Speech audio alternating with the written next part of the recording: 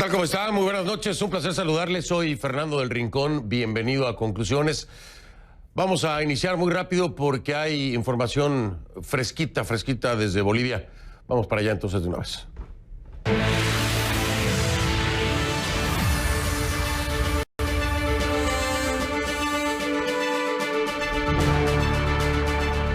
La elección del 20 de octubre en Bolivia fue un proceso minado de graves irregularidades. Estas son las conclusiones del informe final de la Auditoría Electoral de la Organización de los Estados Americanos que acabamos de conocer hace unas cuantas horas, según los resultados de los comicios. Este documento viene a reforzar lo que ya se sabía y lo que ya se había denunciado y lo que se adelantó en el informe preliminar.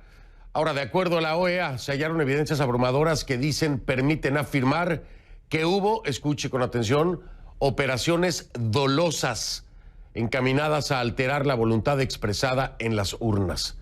Dolosas. Dicho de otro modo, fraude.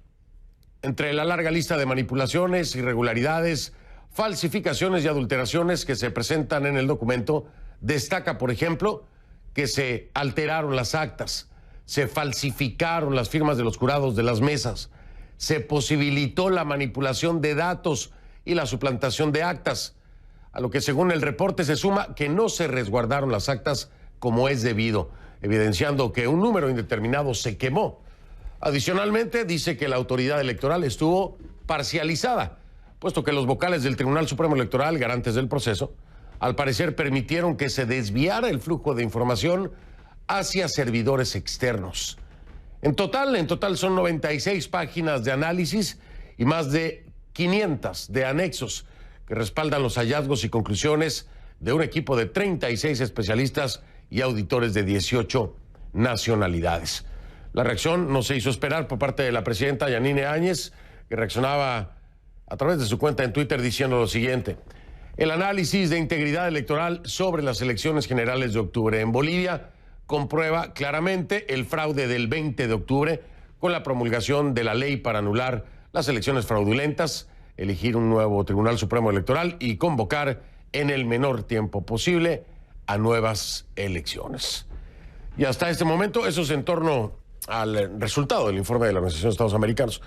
Hasta este momento, yo sé que muchas personas estaban esperando después de la entrevista con Luis Fernando Camacho ayer por la noche que hoy se hiciera un anuncio, porque así lo había dicho en este programa Luis Fernando Camacho, así me lo había dicho, que hoy se iba a definir si se daba o no el binomio con Marco Pumari y Luis Fernando Camacho. Hoy se definiría. Hasta este momento no hay ningún comunicado, no hay ninguna mención sobre este tema. He estado en comunicación con el equipo de Luis Fernando Camacho para ver si ya hay algún resultado de la reunión que ayer me anunciaba se daría el día de hoy para de una vez definir si habría o no habría binomio con Marco Pumari, este binomio buscando la presidencia y vicepresidencia, por supuesto, en las próximas elecciones en Bolivia. Les repito, hasta este momento no hay pronunciamiento ni de parte de Luis Fernando Camacho ni de Marco Pumari. De darse el mismo, se lo dejaré saber en el transcurso de este programa. Pero hasta ahora, así están las cosas en Bolivia. Hoy atendemos, por supuesto, lo que ocurre en Colombia. Vamos con los hechos entonces.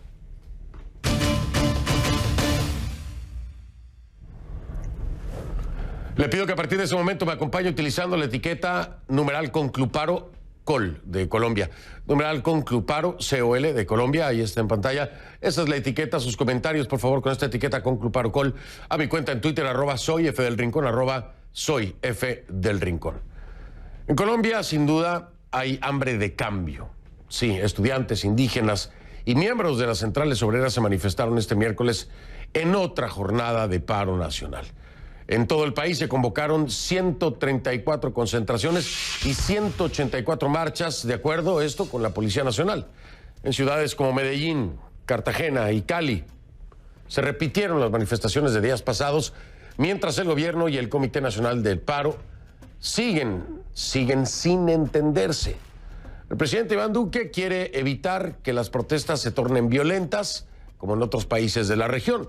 Los manifestantes insisten en pedir mejoras económicas y sociales que no llegan. Consideran que son deudas históricas y que este gobierno que este gobierno no los toma en serio. Mi compañero Fernando Ramos está en Bogotá, Colombia, y nos tiene más información. Ponga atención. Miles de colombianos de nuevo en las calles. Marchas, protestas y manifestaciones para reclamar cambios en las políticas sociales y económicas del gobierno. Javier Ruiz, un trabajador de una empresa de productos plásticos, lleva más de 2 semanas protestando en las calles, según dice, para buscar mejores condiciones laborales y una mejor educación para sus 2 hijos. Por los impuestos, por las reformas que van a haber, entonces el pueblo se está manifestando y nos estamos manifestando apoyando a nuestros hijos, a los trabajadores, a todos los que nos afecta este sistema. Reclamos que según algunos analistas pueden ser justos, pero que no son solo responsabilidad, dicen, del actual gobierno. Hoy en Colombia lo que hay es un grupo de personas que están reclamando unas situaciones sociales que no solamente son problema de este gobierno, sino que son deudas históricas con este país. Después del proceso de paz, lo que se busca en Colombia es resolverlas. ¿Qué ha hecho el gobierno? Evitar que las marchas tomen el tono que tomaron en Santiago de Chile, que vinieron de menos a más. Y en ese sentido, el presidente Iván Duque ha aceptado una mesa de diálogo paralela con quienes han convocado las marchas, al tiempo que desarrolla lo que ha llamado la conversación nacional, en la que participan otros sectores sociales y económicos que no hacen parte del paro. Lo que se ha construido lo negamos, entonces ya no es una conversación, ya es una estigmatización, porque es no estar dispuesto a escuchar ni a entender el ejercicio que se está haciendo colectivamente. Pero tras 2 reuniones con el gobierno para buscar una solución a la crisis, el Comité Nacional de Paro parece no estar dispuesto a ceder en sus peticiones. La diferencia gira en si esas conversaciones terminan en negociaciones de los puntos del pliego que presentó el Comité Nacional de Paro o si por el contrario se trata simplemente de que conversemos. El gobierno no nos está tomando en serio. Hicieron aprobar junto con las mayorías en el Congreso una reforma tributaria que era el primer punto del pliego de peticiones. De tal manera que ya entendemos cuál es la respuesta del gobierno. ¡No! Algunos analistas sostienen que tras estos días de paros, de marchas, de manifestaciones, de cacerolazos, ya hay un desgaste evidente, tanto para quienes han convocado estas marchas como para el gobierno colombiano. Una reciente encuesta del Centro Nacional de Consultoría muestra un país dividido frente a los paros. El 71% de los colombianos cree que el paro significa esperanza y la inmensa mayoría de los colombianos relacionan el paro con reformas tributarias, reformas laborales, reformas pensionales y más y mejor educación. Pero también el 60% dice que terminen ya el paro. También es una posición válida, pero que termine el paro no significa que no quieran reformas. Los comerciantes, empresarios y gente del común que ve afectadas sus actividades cotidianas piden a las partes lograr un pronto acuerdo. Aquí se han visto muy afectadas las ventas, igual con esas marchas ha tocado salir muy temprano, madrugar, no encuentra trancón, no hay transportes. Prácticamente todos los comercios que están aquí tenemos el mismo problema, o nos toca cerrar mucho antes, el personal llega tarde. Este jueves se realizará una tercera reunión entre delegados del gobierno y el Comité Nacional de Paro. Para CNN, Fernando Ramos, Bogotá. Gracias a mi tocayo Fernando Ramos allá en Bogotá, Colombia, con la información. Vamos entonces con mi primer invitado esta noche.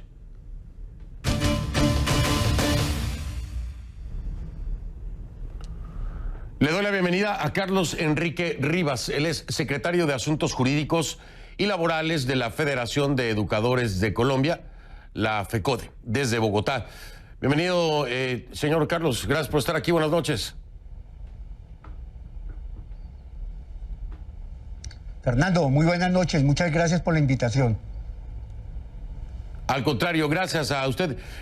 Señor Carlos Enrique Rivas, déjeme preguntarle, escuché esta declaración, me llama mucho la atención. Quiero saber si ese es el sentir general de los que integran la Comisión del Paro, que no los están tomando en serio, que el gobierno del presidente Iván Duque no los está tomando en serio. Ese sentir común, así se sienten hasta este momento después de las reuniones, sienten que no están siendo tomados en serio.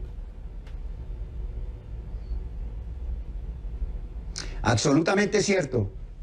Sentimos que el gobierno no está respondiendo a las peticiones del pueblo colombiano y queremos decir que una sociedad que pierde el miedo es una sociedad valerosa, una sociedad que quiere transformaciones y cambios de carácter social.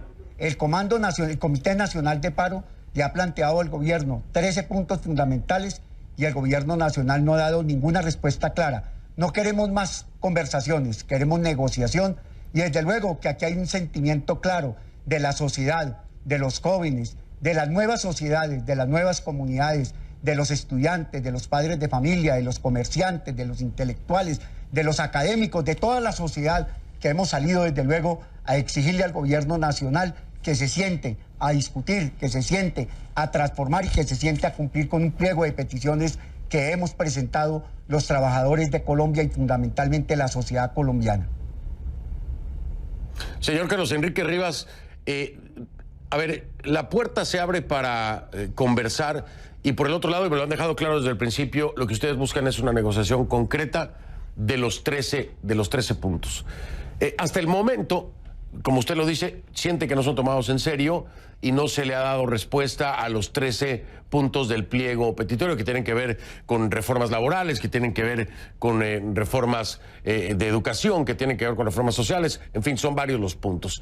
Pero quiero preguntarle, hay una proyección que a mí me parece muy extraña de llevar hasta marzo del año que entra las conversaciones, es decir, como si se vislumbrara que todo este tiempo habrá que seguir hablando. ¿Ustedes cómo interpretan esta propuesta de llevar conversaciones incluso hasta marzo del año que entra? Y en todo caso, ¿qué hacer si la posición del gobierno de Iván Duque sigue siendo la misma? ¿Continuarán ustedes con los paros o qué medida de presión ejercerán? Dígame primero lo de marzo, ¿qué le parece? Porque hasta ya se proyecta, al menos así lo ofrece el presidente Iván Duque. No, nosotros lo que creemos es que esa es una dilación del gobierno de plantear que hasta el mes de marzo van las negociaciones. Las negociaciones deben de ser de carácter inmediato. Y si el gobierno no atiende a las negociaciones, desde luego que vamos a seguir con los paros, con las movilizaciones, con la lucha, con la movilización social como un hecho fundamental, como un hecho que demuestra que vamos a levantar las banderas por la vida, por la paz, por la democracia, por la justicia social, por el derecho al empleo, contra el holding, o sea, contra el decreto 2111, que lo que hace es que va a privatizar los capitales de carácter nacional. Pero también nos oponemos a lo que tiene que ver con la reforma laboral, con la reforma pensional, con la reforma educativa, que es una reforma de carácter regresivo, y a los acuerdos que se han pactado con los estudiantes y con los educadores y con el resto de sociedad, donde el gobierno ha incumplido. No vamos a aceptar que el gobierno nos plantee que definitivamente la negociación va a ir hasta el mes de marzo. En el día de mañana, el Comité Nacional de Paro lo que va a esperar es que los dos mediadores nos entreguen un cronograma, una metodología y desde luego la posibilidad de iniciar la negociación con el gobierno nacional. Aquí no aceptamos más dilación. Creemos que América Latina está prendida por la defensa de los intereses de la sociedad y desde luego por un buen vivir, que es lo que nos interesa. Aquí el Estado y el gobierno ha estado más importante de unos actos de violencia que han ocurrido y fundamentalmente los ha desarrollado, tenemos que decirlo, el ESMAD, ¿no es cierto?, que además de haber agredido a una mujer dándole un puntapié en la cara y con el asesinato de un estudiante, es la clara demostración de que el Estado tiene que responder a las necesidades vitales que tiene la sociedad y que no nos puede plantear que vamos a ir hasta el mes de marzo. Estamos decididos a mantenernos en paro de manera permanente si este gobierno no resuelve los 13 puntos que le hemos planteado, porque es una agenda de carácter social y fundamentalmente también nos interesa el tema de la paz. La paz no la pueden volver trizas. En la paz también hay solución a una serie de problemas que tiene la sociedad colombiana, que tiene el pueblo. Y lo más importante, vuelvo y repito, perdimos el miedo. Y lo que tenemos es un clamor de lucha, de unidad nacional y de unidad popular para que la sociedad tenga mejores condiciones de vida. Y los colombianos estamos mamados de pagar tantos impuestos que finalmente se los roban los señores de cuello blanco. Aquí en Colombia hay un nido de corrupción y ese nido de corrupción es el que tiene en crisis a la sociedad colombiana y este gobierno también es responsable de esa situación. Claro, aquí hay muchos temas a los que se refería el señor Carlos Enrique Rivas. Déjeme nada más aclararle a la audiencia qué es esto del holding, el holding financiero, que de hecho se está estructurando por parte del Ministerio de Hacienda y el Departamento de la Función Pública. Sería un grupo que se llamaría Financiero Nacional. Es prácticamente la privatización de Ecopetrol, ISA y CENIT, que son las electrificadoras regionales y empresas donde tiene una participación accionaria el Estado inferior al 50%.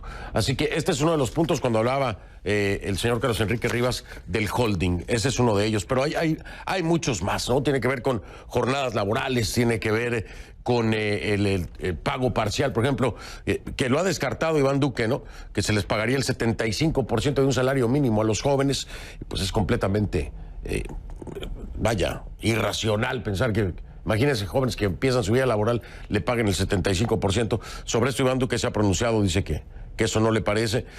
Reformas pensionales, por ejemplo. En fin, hay muchas más. Voy a regresar para puntualizar un poco en algunas de ellas con el señor Carlos Enrique Rivas, que me acompaña después de la pausa. Él es el secretario de Asuntos Jurídicos y Laborales de la Federación de Educadores de Colombia, la FECODE, desde Bogotá. Regreso con él, continuamos y puntualizamos algunas de las cosas que vienen precisamente en este pliego de 13 puntos que se presentan, pues para, ellos dicen, negociar con el gobierno de Iván Duque, y el gobierno de Iván Duque dice, para conversar.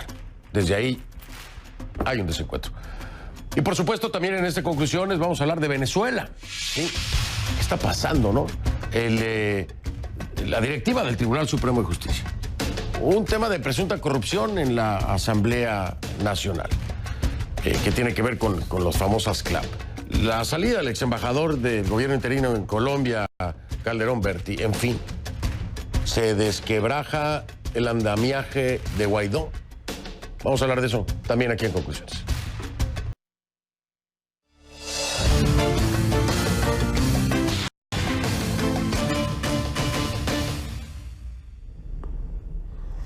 Bien, estamos de vuelta. Estoy con Carlos Enrique Rivas, es el secretario de Asuntos Jurídicos y Laborales de la Federación de Educadores de Colombia, la FECODE, que además es parte de la misma comisión del paro nacional en Colombia. A ver, déjame preguntarle algo, señor Carlos Enrique Rivas, acerca de ciertas declaraciones que ha hecho el presidente Iván Duque, y de acuerdo a sus 13 puntos, si van caminando pues por algún sendero común, ¿no?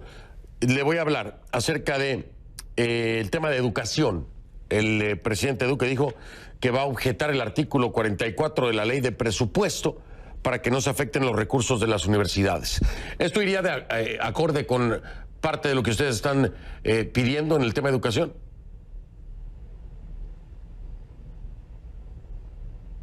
Bueno, desde luego que esa fue una lucha que dieron los estudiantes el año pasado, donde lograron 5.4 billones de pesos, y hoy el gobierno en el presupuesto pretende hacer una disminución para incumplirle a los estudiantes. Esa es la clara demostración que un gobierno que no escucha a su sociedad es un gobierno totalitario, es un gobierno dictatorial.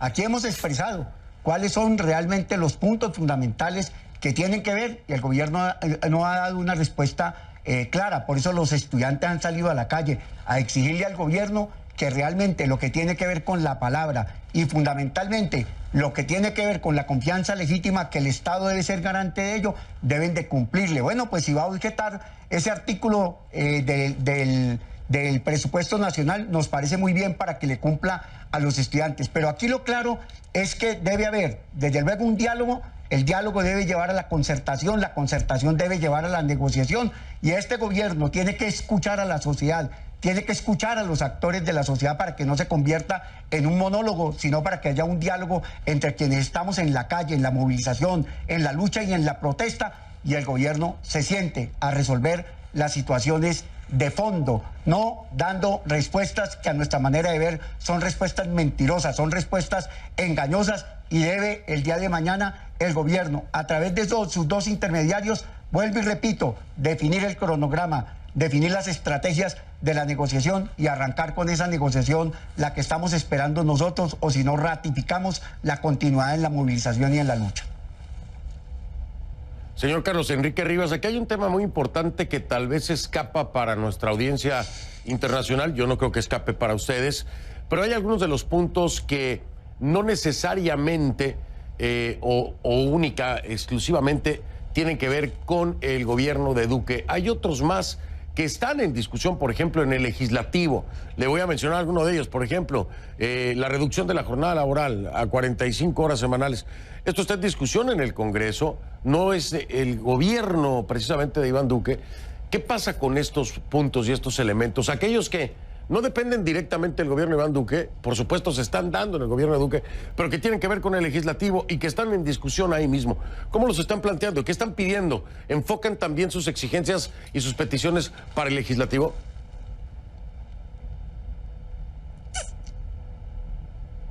Pues Fernando, yo quiero comunicarle que esta semana hubo una reunión por parte del Comité Nacional de Paro con el presidente del Congreso de la República, quien hizo un puente para poder comunicarnos con el presidente de la República, y lo que se ha planteado que temas como el que tiene que ver fundamentalmente el de reducir la jornada laboral a 45 horas o el de contratar a los trabajadores por horas o el de contratar a los ciudadanos que tengan menos de 25 años de edad por el 75% del salario mínimo, son reformas que nosotros no aceptamos. Pero es muy difícil que aquí haya un diálogo de sordos. Al gobierno le planteamos que nos oponíamos a la reforma de carácter tributaria y el gobierno en el día de ayer lo que hizo fue que aprobó la reforma de carácter tributaria en su primer debate. Pero el 24 de noviembre el gobierno, después de que nosotros hemos venido señalando que nos oponíamos al holding porque creemos que el holding lo que hace es que privatiza las empresas del Estado y crea una especie de banco a través del Grupo Bicentenario, el gobierno el 24 de noviembre lo que hace es que saca el decreto 2111. O sea, nosotros lo que creemos es que el gobierno aquí lo que está haciendo es que está tratando no de apagar el incendio, sino de echarle gasolina a esta protesta de carácter social. Bueno, con el legislativo hemos venido conversando, tenemos una bancada alternativa muy importante, una bancada de los sectores democráticos y progresistas que ha estado al frente. El presidente de la República convocó a los partidos a una discusión y nosotros también le exigimos al Congreso de la República que se coloque del lado de los sectores populares. Aquí hay varias cosas que son bien importantes. Si el gobierno no va a negociar, vamos a tener que levantar nosotros la revocatoria del mandato del señor presidente de la República, de este gobierno, y si el Congreso de la República también no está, ¿no es cierto?, alineado con los intereses de la sociedad, pues también iremos a hacer lo mismo. Aquí los señores parlamentarios, tanto los senadores como los representantes a la Cámara, fueron elegidos para que legislen en favor de los ciudadanos y no en favor de los empresarios, del gran capital, y haciéndole caso a la OCDE, al Fondo Monetario Internacional y a la Banca Mundial. Por eso es que nosotros estamos diciendo que la inversión debe ser una inversión de carácter social, que satisfaga las necesidades fundamentales de esta sociedad que está cansada de pagar impuestos, que está cansada de que la sobornen, porque día a día lo que hacen es meternos la mano al bolsillo y no nos dan ningún aliento ni ninguna posibilidad de solucionar. Aquí todos los trabajadores estamos cansados, los médicos, los artesanos, los desempleados, de seguir pagando impuestos, de seguir pagando una cascada de tributos donde el Estado no le resuelve los problemas ni le hace una retribución a la sociedad colombiana.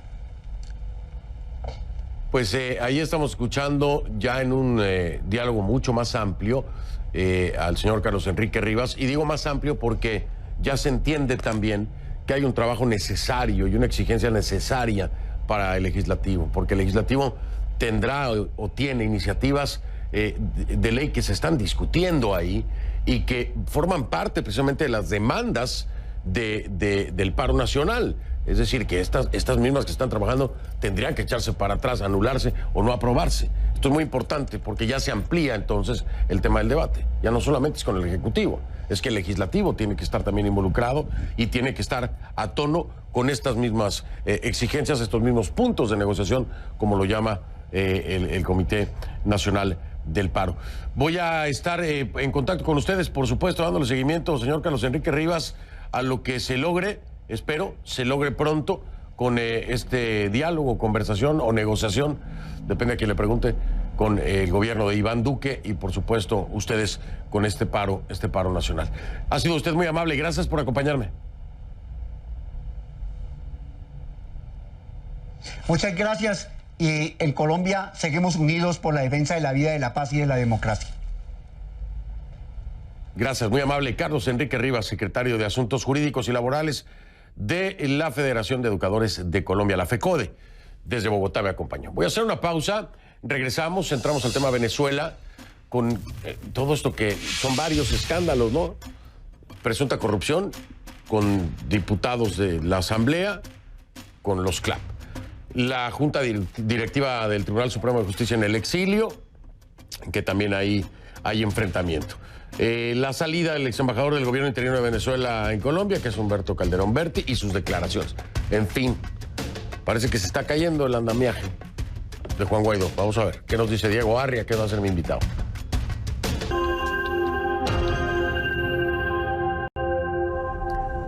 Le pido que a partir de este momento me acompañe utilizando la etiqueta numeral Conclu Oposición VZLA. Conclu Oposición VZLA de Venezuela. Sus comentarios con esta etiqueta, por favor, a mi cuenta en Twitter, @soyfdelrincón, @soyfdelrincón.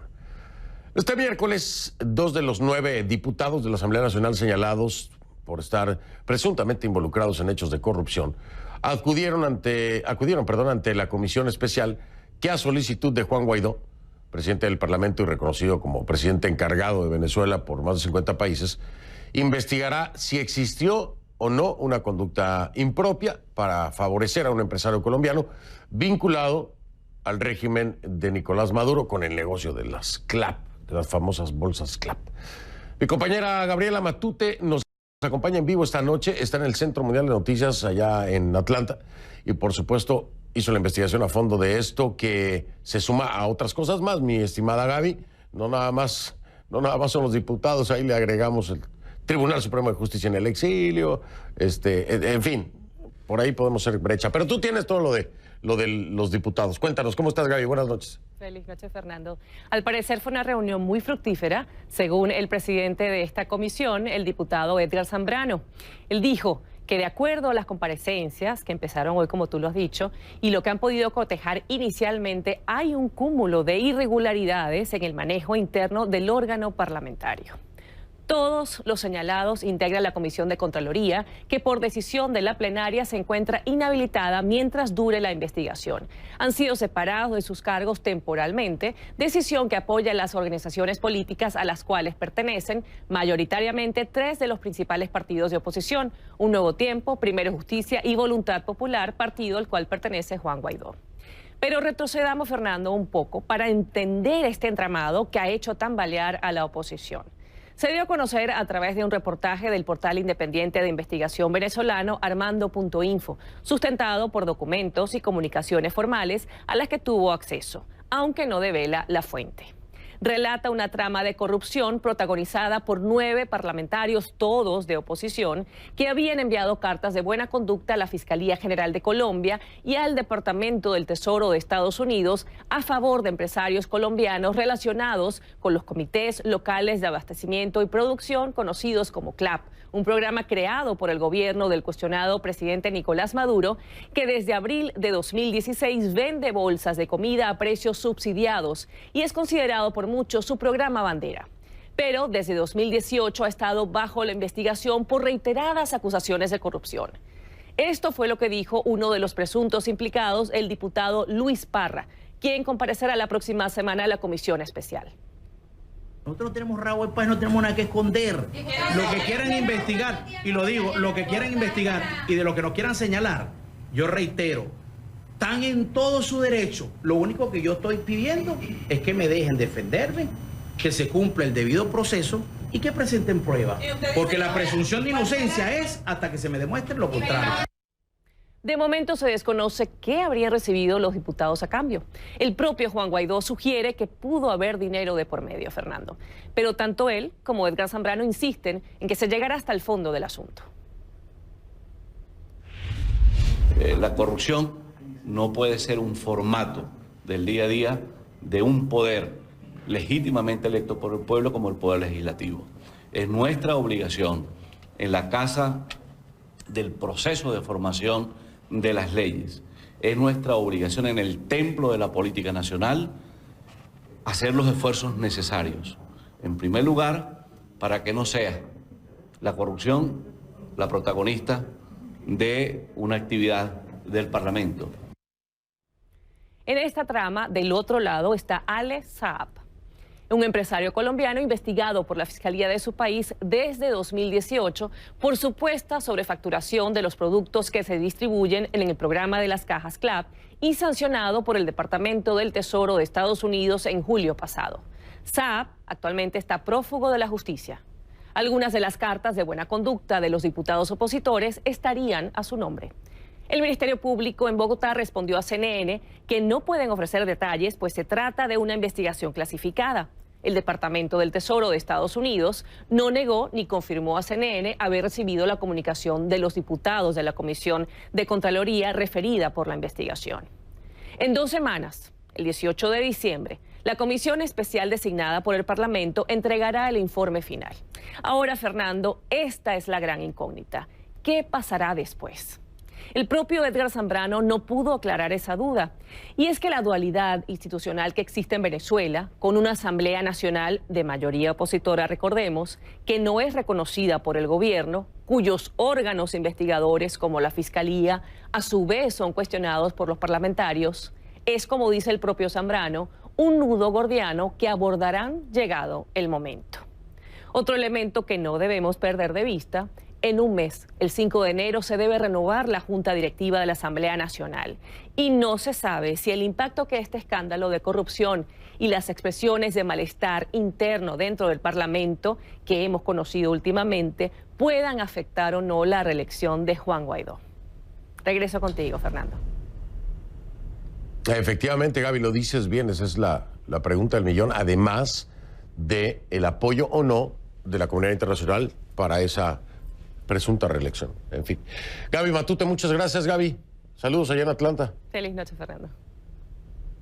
Feliz noche igualmente, Gabriela Matute, desde el Centro Mundial de Noticias allá en Atlanta. Hago una pausa, regreso, ya está mi invitado listo. Es Diego Arria, ex embajador de Venezuela en la ONU. Me acompaña desde Nueva York. Ya regreso contigo, Diego. Te veo. Le doy la bienvenida a Diego Arria, ex embajador de Venezuela en la ONU, en vivo desde Nueva York, que me acompaña esta noche.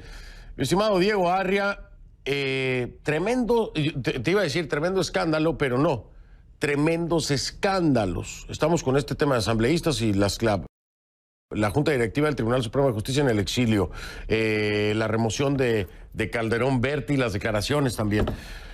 ¿Qué me dices de todo esto que está pasando, Diego? Fernando, yo nunca he venido a tu programa más sintiéndome con una pena mayor y con una tristeza mayor que hoy. Esta semana han ocurrido 3 cosas simultáneamente. El despido de un hombre muy importante como el embajador Calderón Berti. En el fondo le están pasando, lo penalizan por no haber callado el escándalo que ocurrió en Cúcuta en febrero, en el cual el actual presidente de la Comisión de Contraloría incluso fue encontrado con su primo, el primo muerto, en un motel con unas mujeres. O sea, una cosa abominable que en ese momento Guaidó y el gobierno colegiado han debido quitarlo o votarlo al mínimo del partido. No lo hicieron. Esto se va acumulando. Y ahora tú ves, luego ves lo que está ocurriendo ahora con estos diputados. Esa Comisión de Contraloría, Fernando, no tiene capacidad ni competencia legal para dar cartas de conducta a ninguna persona. Sin embargo, lo vienen haciendo. De hecho, el Partido Voluntad Popular ha controlado durante 4 años esa Comisión de Contraloría. Hasta Juan Guaidó ha sido presidente de esa comisión. Y esa comisión ha venido dando cartas de conducta. En el fondo, esa comisión se convirtió casi en el equivalente de una alcabala en la cual se podía abusar diciéndole a algunas personas que podían ser ingresados o exonerados o dadas buena conducta. Eso ha hundido muchísimo, no solo la esperanza.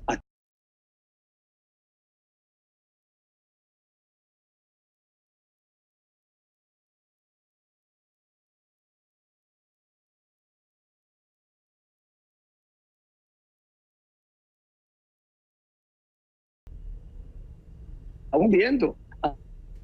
Yo, por cierto, la semana pasada hice donde yo le daba.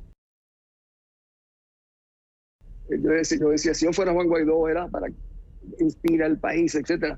Yo creo que si yo fuera Juan Guaidó ahora, lo primero que haría es decir, mira, la única manera de realmente ser transparente en este proceso es que los que hemos sido presidentes de la Comisión de Contraloría abramos todo el proceso y hagamos que haya una auditoría externa a la Asamblea. Fernando, nombrar a unos diputados de la Asamblea, compañeros de ellos mismos, a que evalúen lo que han hecho los diputados, esto es realmente un despropósito. Eso no lo va a creer nadie. Y el otro punto que tú hablas del Tribunal Supremo de Justicia legítimo. ¿Lo abordo o no? Sí, no, perdón, te decía, no, ¿quién lo va a creer? Que se investiguen ellos mismos. Bueno, es el primer paso equivocado, ¿no? Me decías del tribunal. Bueno, perdón, cuando dijo el otro día, haremos que participen los medios de comunicación, las ONG, pero ahora simplemente nombraron 3 o 4 diputados. Esto es absolutamente absurdo. Esto yo creo que vulnera aún más la credibilidad sobre Guaidó. La falta de transparencia no solo se está comiendo al proceso, se lo está comiendo a él mismo.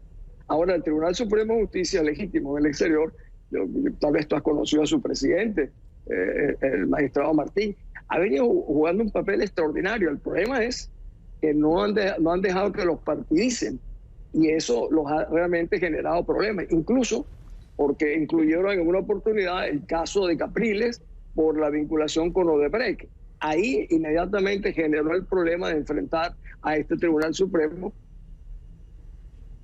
que llegó a un punto como presidente. Es un cuadro para un país como el nuestro, que está sufriendo tanto, ver una implosión, Fernando, de esta naturaleza. Cuando estamos secuestrados por una narcotiranía criminal, entonces la esperanza venezolana está siendo secuestrada por este tipo de actos. Oye, eso, perdón, Diego, pero a ver, hay quienes dicen en Venezuela hay un gobierno bicéfalo, ¿no? Hay 2 ahí que coexisten. Pero tristemente te diría, oye, pues los 2 están bien mal. Los 2 están bien mal. Y como diría como diría mi colega, mi paisano, ¿y ahora quién podrá ayudarlos? Bueno, fíjate que ese proceso de vulneración de la credibilidad, yo vi en este programa muchas veces, ¿te recuerdas? Promoviendo quién era Juan Guaidó. El primer video apoyando a Juan Guaidó lo hice yo. El problema que ha llegado, Fernando, hay una generación que no tiene ninguna experiencia, pero piensan que lo saben todo. Y la soberbia ha sido el peor socio que los ha acompañado, porque no preguntan y han venido cometiendo error tras error. Ya vamos casi 11 meses cuando nosotros nos llenamos la boca de que 50 países nos han reconocido, pero esos países no aceptan a nuestros embajadores realmente como embajadores, sino como designados especiales. O sea, no tenemos realmente, el único gran socio que tenemos son los Estados Unidos, Colombia, Brasil y algunos países en América Latina, como fue el caso de Argentina mientras estaba Macri. Pero en el fondo no son tantos los países. Tú ves España, por ejemplo, el verdadero presidente de este grupo es Leopoldo López, de Voluntad Popular, pero está de huésped en la Embajada de España.